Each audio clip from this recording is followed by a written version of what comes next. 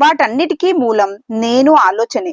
దాన్ని పట్టుకో, మిగిలినవన్నీ మాయమవుతాయి అంటూ పంచదశిలో ఒక కథ ఉంది అని వివరించారు.